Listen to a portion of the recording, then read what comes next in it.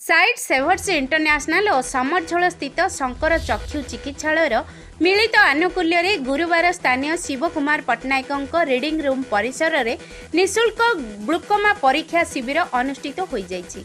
अंधत्व दूरीकरण करने लक्ष्य नहीं शंकर चक्षु चिकित्सालय पक्षर जिलार विभिन्न स्थान में मागणा कैंप करा जाई लोकों चक्षु चिकित्सा करा जिबा सह चक्षु जनित समस्त रोगर निराकरण सकाशे कार्य मध्य करा जाउछि। आ पादे आगको आसी छत्रपुरवासी उत्तम चिकित्सा सकाशे एपरि शिविर करा जाइथिबारु विभिन्न महल रे प्रशंसा करा जाइछि।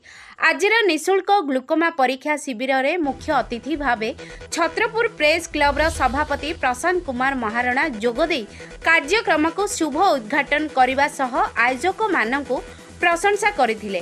सम्मानित अतिथि भावे शंकर चक्षु चिकित्सालय उपदेष्टा बी श्रीनिवास, आईनजीवी जयकृष्ण पट्टनायक और साइट सेवर इंटरनेशनल जिला संयोजक शारदा प्रसन्न षडंगी प्रमुख उपस्थित रही एही शिविर रे आसीथिबा समस्त रोगी मानकु उत्तम चिकित्सा निमंते परामर्श देथिले। आज गोटे दिन में 132 जन व्यक्ति चक्षु परीक्षा करा जाइथिबा बेले सेथि मध्यरु निहाती गरीब श्रेणीर 65 जन व्यक्ति रहिछंती।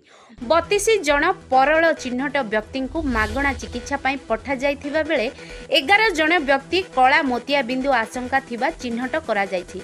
समस्त कार्यक्रम को Shankar Chakshu Chikitsalaya camp manager Nalini Kant Raut, chief optometrist Sunil Kumar Mahanty, chief चक्षु टेक्नीशियन गिरीश चंद्र पात्र, बैरी रंजन साहू, जगन्नाथ राव और अमित कुमार पाढ़ी परिचालन रे सहयोग करथिले। छत्रपुररू किशोर चंद्र महांती रिपोर्ट, गंजाम खबर।